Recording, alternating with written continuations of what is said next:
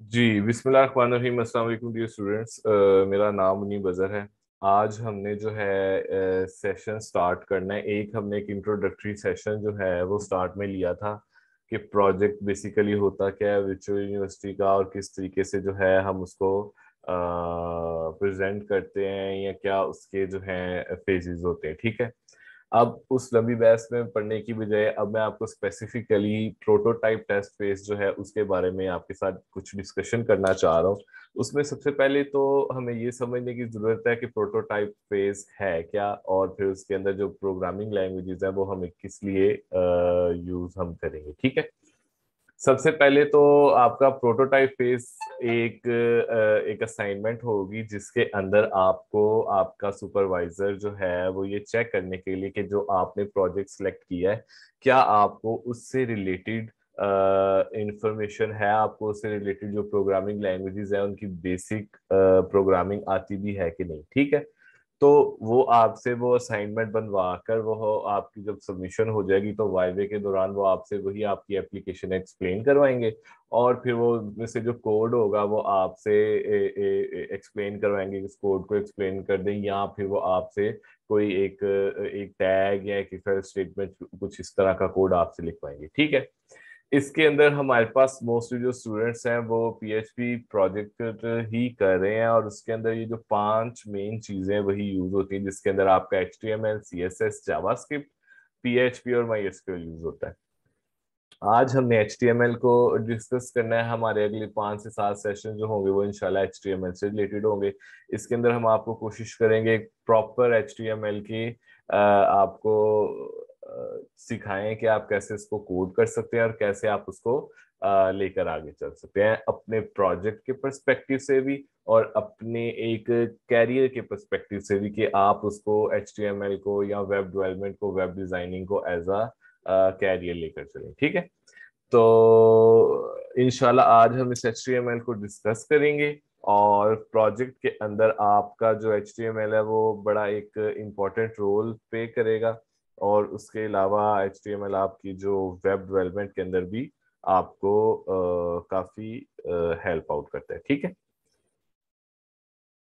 अच्छा, थोड़ी सी अगर मैं आपको हिस्ट्री बताऊं तो थोड़ा लेंथी हो जाएगा, लेकिन सिर्फ मैं आपको इतना बता देता हूँ कि जो HTML है 1991 में स्टार्ट हुई थी, तब इसका 2.0 इसका वर्जन था। ठीक है। फिर उसके बाद आहिस्ता आहिस्ता HTML5 तक ये आता गया 2012 तक, जो कि ये पब्लिश हुई। इसके बाद HTML5 को ज्यादा प्रेफर किया जाता है। ठीक। आहिस्ता आहिस्ता जब हम टैग्स को पढ़ेंगे तो आपको डिफरेंस का भी पता चल जाएगा कि सिंपल HTML और HTML5 के अंदर क्या डिफरेंसेस होते हैं। लेकिन ज्यादा एज सच कोई इस तरह का मेजर डिफरेंस है नहीं। आपके जो बेसिक स्ट्रक्चर्स कोड होते हैं वो आपके साथ ही चल रहे होते हैं। ठीक है। अब दूसरी बात ये आती है कि हमें क्यों जरूरत पड़ी HTML को सीखने की। ठीक है। बेसिकली अब से पहले जब माइक्रोसॉफ्ट ऑफिस या इस तरह के एडिटिंग टूल्स नहीं थे, तब HTML यूज हुआ करती थी हेडिंग के लिए, पैराग्राफ्स के लिए, लिस्ट के लिए। जो काम आज हम ग्राफिकल यूजर इंटरफेस में बड़े आसानी से कर पाते थे, तब हमें इनको HTML को यूज करके हमें प्रॉपर एक कंटेंट बनाना पड़ता था। ठीक है। आप HTML से कर क्या सकते हैं? आप सबसे पहले तो आप HTML से एक वेबसाइट क्रिएट कर सकते हैं अपनी मर्जी से, अपने किसी मार्केटिंग पर्पस के लिए या अपने किसी क्लाइंट के लिए आप बन सकते हैं, बना सकते हैं। आप एक वेब डिजाइनर बन सकते हैं। वेब डिजाइनर बन के आप किसी भी सॉफ्टवेयर हाउस के अंदर आप एक प्रॉपर जॉब कर सकते हैं, या आप एक फ्रीलांसिंग के थ्रू आप अपनी मुख्तलिफ वेब डेवलपमेंट की सर्विसेज प्रोवाइड कर सकते हैं। ठीक है। अब HTML जो है बेसिकली HTML एक स्टैंडर्ड मार्कअप लैंग्वेज है। आप कोई भी वेबसाइट का, वेब डेवलपमेंट का प्रोजेक्ट करेंगे जिसके बैक एंड में PHP, बैक एंड बेसिकली वो लैंग्वेजेस होती हैं जो कि आपके सर्वर के साथ कम्युनिकेट कर रही होती हैं और आपका डाटा सर्वर में सेव कर रही होती हैं। चाहे आप ASP.NET यूज करें, चाहे आप PHP यूज करें, चाहे आप JSP यूज करें, इसके अलावा और भी कोई अगर लेटेस्ट लैंग्वेजेस चल रही हैं, तो उसमें आपको फ्रंट एंड में हमेशा HTML ही इस्तेमाल की हुई नजर आएगी। जब भी आप किसी कोर्स के बारे में, HTML के या वेब डेवलपमेंट के कोर्स के बारे में कहीं पे भी पढ़ते हैं तो सबसे पहले वहां पे HTML का जिक्र आता है। आपके प्रोजेक्ट के अंदर HTML बेसिकली आपका वो यूजर इंटरफेस दिखाएगी जो कि आपको आपका प्रोजेक्ट एक्सप्लेन करने में हेल्प आउट करेगी, ठीक है। HTML जो है वो एक मार्कअप लैंग्वेज है जो कि वेब पेजेस बनाती है। आपकी आसानी के लिए, आपको समझाने के लिए मैं इसकी एग्जांपल माइक्रोसॉफ्ट ऑफिस इसलिए दे रहा हूँ, हालांकि इसका डायरेक्ट कोई लिंक नहीं है। वो एक सॉफ्टवेयर है, माइक्रोसॉफ्ट ऑफिस या वर्ड, और HTML जो है वो एक मार्कअप लैंग्वेज है। HTML के अंदर जो हम कंपोजिंग करते हैं या जो टाइटल लगाते हैं, बोल्ड करते हैं, टैली करते हैं, जो भी कंटेंट लिखते हैं, वो सेम टू सेम ऐसी है जैसे आप माइक्रोसॉफ्ट वर्ड के अंदर लिखते हैं। फिर जहां पे माइक्रोसॉफ्ट वर्ड की बाउंड्री खत्म हो जाती है, इसी तरह HTML की भी एक स्पेसिफिक बाउंड्री खत्म हो जाती है जिसके ऊपर आप जाके उसके अंदर एडिटिंग नहीं कर सकते, उसके अंदर एक प्रेजेंटेशन ही बना सकते। तो माइक्रोसॉफ्ट वर्ड के अंदर हमें पावर पॉइंट मिलता है और वेब के अंदर हमें CSS की स्केलिंग स्टाइल शीट मिलती है, ठीक है। फिर उसके बाद यहाँ तक ही माइक्रोसॉफ्ट ऑफिस का कंपैरिजन HTML के साथ किया जा सकता है। उसके बाद HTML के आगे फर्दर जावास्क्रिप्ट होती है जो कि आपकी फंक्शनल ओरिएंटेड लेयर बनाती है, ठीक है। केस का HTML आपकी कंटेंट लेयर बनाती है और CSS आपकी प्रेजेंटेशन लेयर बनाती है, और जो जावास्क्रिप्ट है वो आपकी फंक्शनल ओरिएंटेड लेयर बनाती है। कोई बटन्स लगे हुए हैं, वहां पे आप क्लिक करते हो, आप किस पेज पे जा रहे हो, आप माउस लेकर जा रहे हो। अक्सर आपने वेबसाइट्स पे ये चेक किया होगा कि जब आप कर्सर को किसी स्पेसिफिक जगह पर लेकर जाते हो तो वहां पे आपकी एक चेंज आ जाता है, वहां पे आपका या कोई टूल टिप आ जाती है या वहां पे इमेज चेंज हो जाता है, या इमेज अक्सर आपने दराज में या मुख्तलिफ वेबसाइट्स पर देखा होगा, वहां पे बिल्कुल ही ना चेंज हो जाता है आपका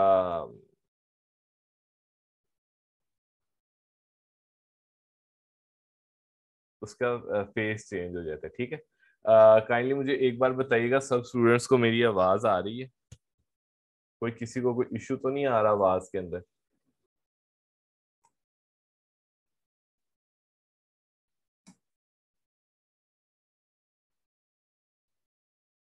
ठीक है।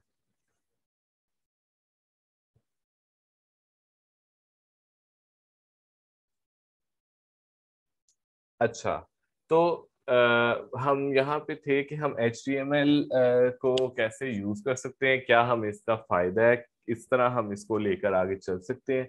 अब हम HTML को प्रॉपर सीखेंगे इन सेशंस के दौरान, कैसे आप इसको अपने प्रोजेक्ट के लिए यूज करेंगे। सबसे पहले तो इसको चलाने का क्या तरीका है मैं आपको थोड़ा सा वो बता देता हूँ।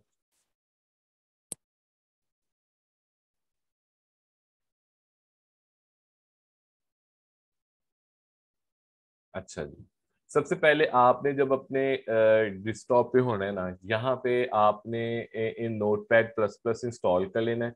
सिंपल, आप गूगल में जाएंगे, वहां पे नोट पैड प्लस प्लस लिखेंगे। जैसे ही आप नोटपैड प्लस प्लस लिखेंगे अपने गूगल क्रोम के अंदर या ब्राउजर के अंदर, आप इसको क्लिक करेंगे। आप अपने वर्जन के हिसाब से, जो भी आपका PC का, आपकी विंडोज का वर्जन है, आप उस हिसाब से इसको डाउनलोड कर लेंगे और उसको इंस्टॉल कर लेंगे, ठीक है। आपका 64 बिट है या 32 बिट है, आपने इसको डाउनलोड करके इंस्टॉल कर लेना है, ठीक है। सिंपल है, मैंने इस पे किया हुआ है अपने PC में। तो अगर आपसे ना हुआ तो आप मुझसे हेल्प ले सकते हैं, ठीक है। काइंडली मेरी स्टूडेंट से रिक्वेस्ट है, आप अपना माइक बंद रखें ताकि इंटरप्शन ना हो अ, उसके दौरान, सेशन के दौरान, ठीक है। Thank you.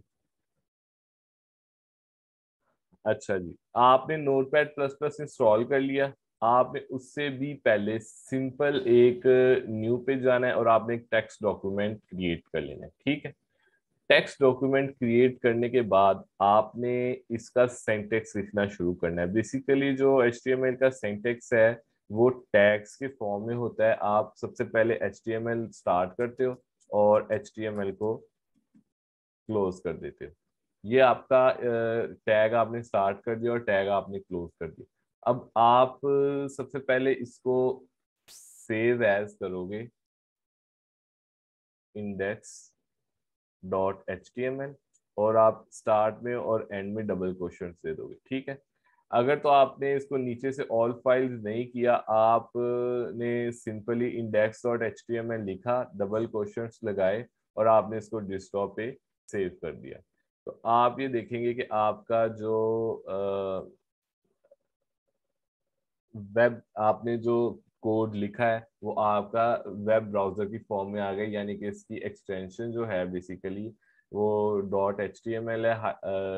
Google Chrome HTML document में कन्वर्ट हो गया। अब आप इसको किसी भी ब्राउजर में ओपन करके इसको देख सकते हैं, ठीक है। एक तो तरीका था ये, अभी मैं इसको फिलहाल डिलीट कर रहा हूँ, मैं आपको दोबारा इसके ऊपर ही लेकर जाता हूँ। यहाँ पे हमने ये HTML स्टार्ट किया हुआ और HTML ही क्लोज किया हुआ है। इसको फाइल सेव एज करेंगे, पहले हमने डबल क्वेश्चंस लगाए थे, अब सिंपल इंडेक्स लिखेंगे और डॉट HTML लिखेंगे और इसको ऑल फाइल्स कर देंगे। जब ऑल फाइल्स कर देंगे ऑटोमेटिकली समझ जाएगा कि फाइल के साथ जो एक्सटेंशन है ना वो ही उसी फॉर्म में इसको सेव करना है। आप इसको सेव करेंगे तो आप देखेंगे कि ये दोबारा उसी फॉर्म में सेव हो गए, ठीक है। अभी अगर मैं इसको ओपन करता हूँ, अभी फिलहाल इसके अंदर हमने कोई ना कोड किया है ना कोई किसी किस्म की वर्किंग किया है, तो अब ये ब्लैंक आ रहा है। अब इसके अंदर हम जब वर्किंग करना स्टार्ट करेंगे तो ये आहिस्ता आहिस्ता यहाँ पे शुरू हो जाएगा इसका इसकी जो यूजर इंटरफेस है या जो आउटपुट है इसको हम देख सकेंगे, ठीक है।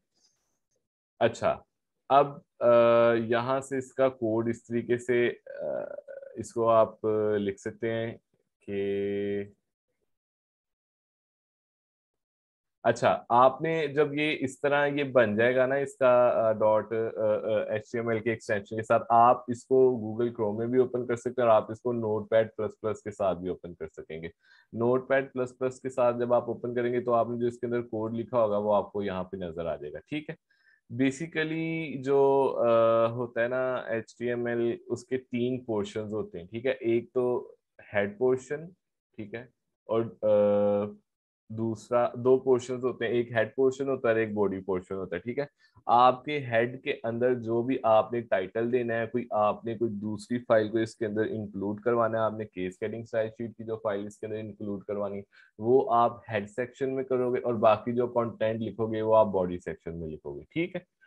अब आप ये देखें कि इसको मैं यहाँ पे आपने इसको टाइप करना है, मैं फिलहाल इसको यहाँ से कॉपी करके इस साइड पे पेस्ट कर रहा हूँ। इसको मैं यहाँ पे आपको टाइप करके दिखाता हूँ।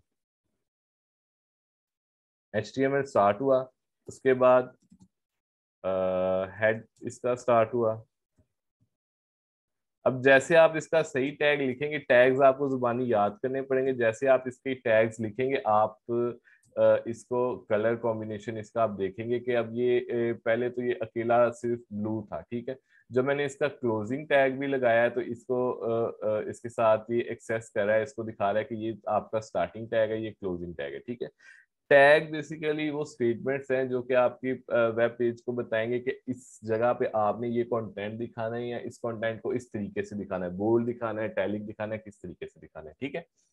ये हो गया आपका HTML के साथ HTML, और आपने जो सा भी टैग स्टार्ट करना है सिवाय एक या दो टैग्स के, बाकी हर टैग के साथ एक क्लोजिंग टैग होता है जो कि बताता है कि स्पेसिफिक टैग के अंदर आपका कौन सा कंटेंट आ रहा है या क्या मटेरियल आ रहा है, ठीक है। ये HTML का स्टैंडर्ड टैग था। उसके बाद ही मैंने हेड टैग लगा दिया, मैं साथ ही बॉडी टैग भी लगा देता हूँ ताकि ये दो पोर्शंस के अंदर डिवाइड हो सके। और आप ये देख रहे हैं कि जो नोटपैड प्लस प्लस को यूज करने का फायदा ये है कि आप इसके अंदर जब आप लिख रहे हो तो आपको ये सजेस्ट में दे देता है कि ये टैग्स आप लिखना चाह रहे हैं, ठीक है। तो ये देखें, अब ये हो गया हेड पोर्शन और ये हो गई बॉडी पोर्शन, ठीक है। हेड पोर्शन में हम टाइटल का टैग लगाएंगे, तो जो आपके ब्राउजर के ऊपर यहाँ पे जो टाइटल नजर आ रहा होता है ना, ये वाला जहाँ पे आपके बिल्कुल टैब के ऊपर नजर आ रहा है, यहाँ पे जो आप देना चाहते हो अपनी मर्जी का नाम आप टाइटल के टैग में लिखोगे तो ये यहाँ पर शो हो जाएगा, ठीक है। अच्छा, अब मैं टाइटल का टैग लगाया और साथ ही मैंने टाइटल का टैग क्लोज कर दिया। अब ये क्लोज करने के बाद आप यहाँ पे देखें, आप यहाँ पे देना चाह रहे हैं कि मसलन स्कूल मैनेजमेंट सिस्टम है, ठीक है। सॉरी, कोई प्रोजेक्ट है जो कि स्कूल मैनेजमेंट सिस्टम उसका टाइटल है। इसको आपने इसके अंदर जो भी चेंज करना है, आप यहाँ पे देख रहे होंगे कि ये रेड कलर में आ रहा है। जब आप इसको सेव कर देंगे ये ब्लू कलर में हो जाएगा। इसका मतलब आपने इसको सेव कर दिया। आप इसके अंदर जितनी भी कोड या जितना भी कोड लिखते जाएंगे, आप जब तक इसको सेव नहीं करेंगे तब तक आपके वेब ब्राउजर के अंदर ये शो नहीं होगा। बस इसको दोबारा ओपन भी आप कर सकते हैं, या जो आपने पहले पेज खुला हुआ है उसको आप रिफ्रेश भी कर सकते हैं। अब हमारा ये पेज ये खुला रहेगा जो कि डेस्कटॉप से एक्सेस हो रही है index.html का। आप यहाँ पे देखें, आपका सबसे पहले जो आपका टाइटल था वो स्कूल मैनेजमेंट सिस्टम यहाँ पर आ गया। ठीक है, तो इसका मतलब अब आपकी वेब जो है आप सेव कर रहे हो और वो वर्किंग कर रही है। दो तरीके से सेव की जा सकती है, जिसका मैंने आपको पहले भी बताया है। आप उसको सेव एज करके डबल क्वेश्चंस के साथ भी सेव कर सकते हो, और आप उसको सिंगल अकेला सिर्फ सेव एज करके ऑल फाइल्स करोगे एक्सटेंशन के साथ, तभी वो उसको सेव कर देगा। ठीक है, अच्छा उसके बाद अब आप देखें कि ये तो हो गया ना टाइटल। अब हम H1 एक टैग लिखेंगे। H1 टैग जो है वो हेडिंग के लिए, और P टैग जो है वो पैराग्राफ के लिए। ठीक है, अब हम लिख देते हैं इसके अंदर अब हमने हेड का पोर्शन कंप्लीट कर लिया। अब हमने आना है बॉडी के अंदर। ठीक है, याद रखिएगा हमेशा जो दो टैग्स होंगे आप उनके अंदर जो वर्किंग कर रहे होंगे, आपने उसको क्लोज को और उसके अंदर ही, जिस तरह मैं यहाँ पे पैराग्राफ और हेडिंग लगाऊंगा, तो ये बॉडी से बॉडी क्लोज होना चाहिए। ये ना हो कि आप इसके बाहर अगर लिख रहे होंगे या ये लिखेंगे ही नहीं क्लोजिंग टैग और यहाँ पर लिख देंगे, तो दोनों सूत्रों में आपकी आउटपुट नजर नहीं आएगी। ठीक है, अब यहाँ पे मैं H1 से लेके H6 तक जो है ना हेडिंग्स होती है, और डिफरेंट हेडिंग्स जो हैं वो डिफरेंट साइज के मुताबिक होती हैं। आप इनको लगाकर भी चेक कर सकते हैं, और आप इनको स्टार्ट करके क्लोज किया। ठीक है, वेलकम टू आवर स्कूल। ठीक है, ये मैंने हेडिंग दे दी, वेलकम टू आवर स्कूल। अब इसको फिर मैं यहाँ से फाइल सेव भी कर सकता हूँ, या मैं कंट्रोल एस करके भी इसको सेव कर सकता हूँ। दोबारा मैं यहाँ पे इसको रिफ्रेश करूंगा तो देखें वेलकम टू आवर स्कूल। अब आप ये समझें कि आपका वेब जो है ना वो बनना स्टार्ट हो रहा है। अब आप इसमें कंटेंट लिखें। अब आप देखें कि आपके पास फुल एक्सेस है आपके गूगल क्रोम के ऊपर, आपके ब्राउजर के ऊपर। आप जो भी कोड लिख रहे हो वो आप उसको एज अ वेब ओपन कर सकते हो। इसी वेब को आप जब अपलोड कर देते हो डोमेन होस्टिंग के ऊपर, वो एक अलग टॉपिक है। मतलब जिस तरह अब आपकी वर्चुअल यूनिवर्सिटी की वेबसाइट vu.edu.com.pk चल रही है आपके एक सर्वर के ऊपर, जो कि वीयू के हेड ऑफिस में पड़ा हुआ है, वहां पे वो अपलोड करते हैं इसी तरह वेबसाइट्स बनाकर कंटेंट लिखकर, तो फिर ही आपको आपके एलएमएस के अंदर या आपकी vu.edu.pk के ऊपर वो शो होती है। ठीक है,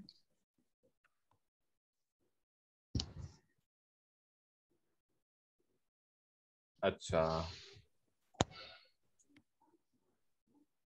अब आपने इसको वेलकम टू आवर स्कूल लिखा। उसके बाद आपने इसको किया कि अब पैराग्राफ लगा दिया। ठीक है, पैराग्राफ में इसको ये बताया कि दिस इज पैराग्राफ, और आपने यहाँ पे इसको लिख दिया। इसको फिर कंट्रोल एस किया और यहाँ पे आपने इसको दोबारा दिस इज पैराग्राफ कर दिया। ठीक है, अब आप इसी तरह इसके अंदर कोड लिखते जाएंगे, और आपकी जो है ना वेब के अंदर आपका प्रॉपर वो शो होता जाएगा, आपका जो भी आप इसके अंदर वर्किंग कर रहे होंगे। ठीक है, उसके बाद HTML जो है वो स्टैंडर्ड मार्कअप लैंग्वेज है। आप इसको स्ट्रक्चर भी कह सकते हो, जो कि वेब पेज का बताते हैं। इसकी मुख्तलिफ एलिमेंट सीरीज ऑफ एलिमेंट्स होती हैं।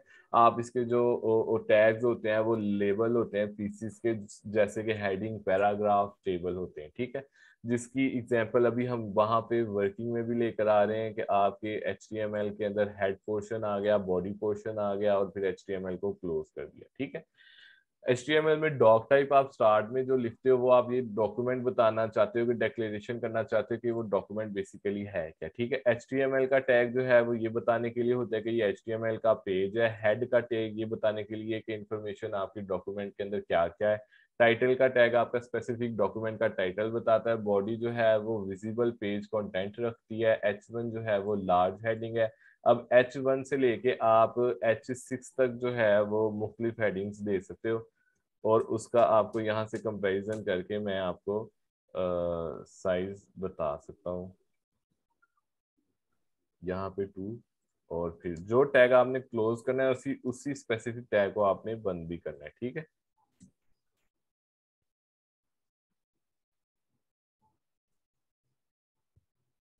4 5 5 2 H1 से लेके H6 तक ये होता है, ठीक है। कंट्रोल S, दोबारा आप यहाँ पे जाएंगे तो ये देखें, अब आपको ये तो नीचे पैराग्राफ वाला है ना, अब आपको डिफरेंस नजर आ रहा है कि H1 से लेके H6 तक जो है वो ये रूटीन है, आपने जो भी यूज करनी है हेडिंग उसके मुताबिक आप यहाँ से इसको एक्सेस कर सकते हो, ठीक है। अच्छा, उसके बाद आपके टैग्स जो हैं वो आपका स्टार्टिंग टैग, जिसका मैंने अभी आपको वर्किंग और उसके अंदर कंटेंट गोज है, कंटेंट इधर जाता है, एचटीएमएल का टैग नॉर्मली पेयर में होता है, ठीक है ना। पी और P1 पैराग्राफ पेयर, यानी कि H1 का H1 ही पैराग्राफ क्लोजिंग पैराग्राफ होता है। फर्स्ट टैग जो है पेयर का वो हमेशा एक उसका स्टार्टिंग टैग होता है, सेकंड टैग उसका एंड टैग होता है, ठीक है। क्लोजिंग टैग और स्टार्ट टैग और कॉल्ड ओपनिंग टैग, और जो एंड टैग है उसको क्लोजिंग टैग कहते हैं, ठीक है। उसके बाद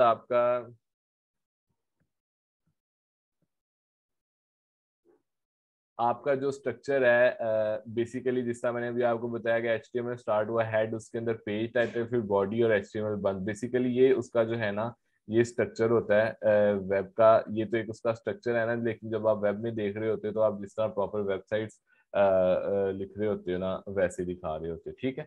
ये भी मैंने आपको एचटीएमएल की एग्जांपल्स दी, हेडिंग की H1 से लेके H6 तक, और फिर आप उसके अंदर हाइपरलिंक ऐसे लगा सकते हो। आपने अक्सर जब आप क्लिक करते हो तो आप देखते हो कि आप एक लिंक से आप किसी दूसरी वेबसाइट के ऊपर चले गए हो, ठीक है। उसको लगाने का ये तरीका होता है कि आप एक टैग स्टार्ट करते हो,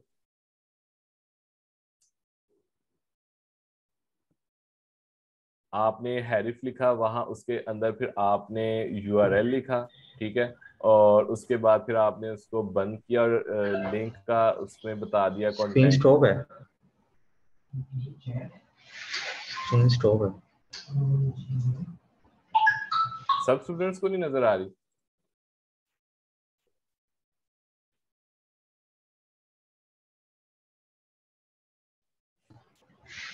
सिर्फ आपकी आवाज आ रही है, स्क्रीन स्टॉप है। बिल्कुल ठीक नजर आ रही है सर। बाकी आई स्टूडेंट्स थिंक को तो इंटरनेट नजर का आ रही इशू है। है। मैं एक दफा रिफ्रेश करता हूँ। अच्छा इंटरनेट का इशू तो। अच्छा, आपने जो है इस तरीके से हैरिफ लिखा, आपने डबल क्वेश्चन के अंदर जो भी आपने google.com या जो सी भी वेबसाइट लिखनी है वो आपने इस तरीके से लिखी, इसको बंद किया और आपने ओपन गूगल फ्रॉम हेयर, ठीक है। अब आ रही है। ओपन गूगल फ्रॉम हेयर, जिस तरह लिंक के ऊपर आपने अक्सर देखा होगा कि कोई, ठीक है। सब अपने माइक्स ऑफ कर लें प्लीज। अच्छा, अब आपने जब ये हैरिफ लिंक इस तरीके से लगाना है, ए टैग को क्लोज कर देना। ए टैग के अंदर एक हमें एक्स्ट्रा एट्रीब्यूट लगाना पड़ता है, उसको स्पेशल एट्रीब्यूट कहते हैं, जिसके अंदर आपको लिंक देना पड़ता है, ठीक है, www.google.com। और आप इस तरह यहाँ से एक वेबसाइट से आप दूसरी वेबसाइट के ऊपर जाके देखिए, यहाँ पे क्लिक करेंगे तो आप यहाँ से वेब ओपन हो जाएगी।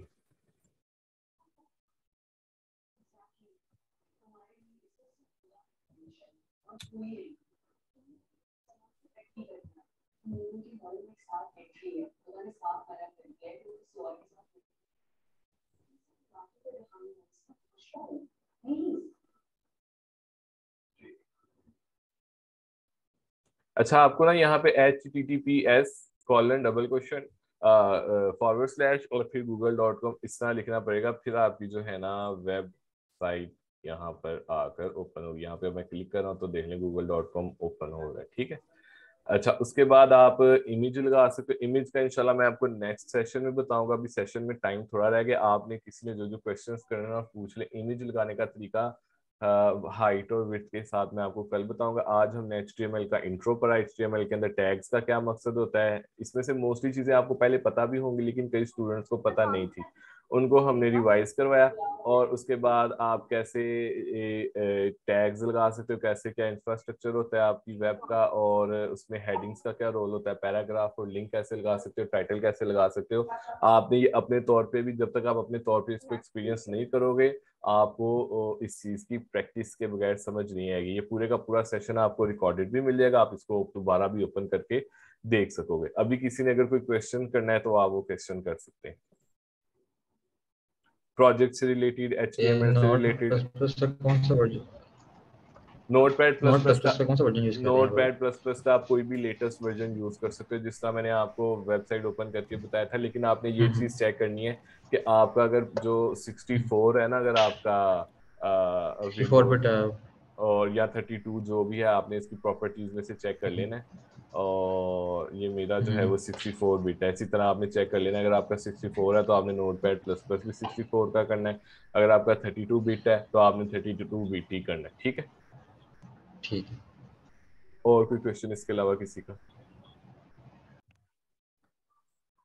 मेरी सब स्टूडेंट से एक रिक्वेस्ट है कि काइंडली आप टाइमली जो है ना वो जिस टाइम भी आपको कहा जाए 7 बजे या 8 बजे, ठीक है, आपको ग्रुप में जो मैसेज किया जाए आप उस टाइम ऑनलाइन आ जाया करें, ताकि आप मैक्सिमम क्वेश्चन आंसर भी कर सकें। क्योंकि जो जूम मीटिंग होती है कि इसकी टाइम लिमिट होती है कि इसका सेशन इतनी देर तक हो सकता है, इसने ऑटोमेटिकली बंद हो जाना होता है। ठीक है, तो आप मैक्सिमम ठीक है। क्वेश्चंस कर सकें। अगर फिर भी वहां पे क्वेश्चन नहीं हो सकते, आपने दोबारा पूरे का पूरा सेशन सुन लिया, आप वो सुनने के बाद भी व्हाट्सएप के ऊपर भी क्वेश्चन आंसर कर सकते हैं, ताकि वॉइस में कर लें या टेक्स्ट में कर लें, ताकि बाकी स्टूडेंट्स को भी जो है पता चल सके और आपको भी पता चल सके आपके कितने कॉन्सेप्ट क्लियर और कितनी मजीद चीजें आपको बताने वाली। ठीक है, कोई और किसी ने कोई क्वेश्चन करना है तो लाजमी करें। टाइम सेम ही रहेगा ना अभी? और टाइम आज तो 8 बजे किया था, क्योंकि कुछ स्टूडेंट्स का था प्रॉब्लम। हम कोशिश करेंगे 7 बजे से इसको स्टार्ट किया करेंगे, लेकिन अगर फिर भी कोई हुआ प्रॉब्लम किसी स्टूडेंट का तो इसको 7 या 8 8 बजे बजे ठीक हुआ है। किया करेगा। ठीक है, ठीक है, सर 9 8 टू के 8 बाद ही बजे ठीक ठीक है, है। क्योंकि बाद में इंटरनेट ठीक हो जाता है वैसे। चले कोशिश किया करेंगे कि 8 बजे कर लिया करें।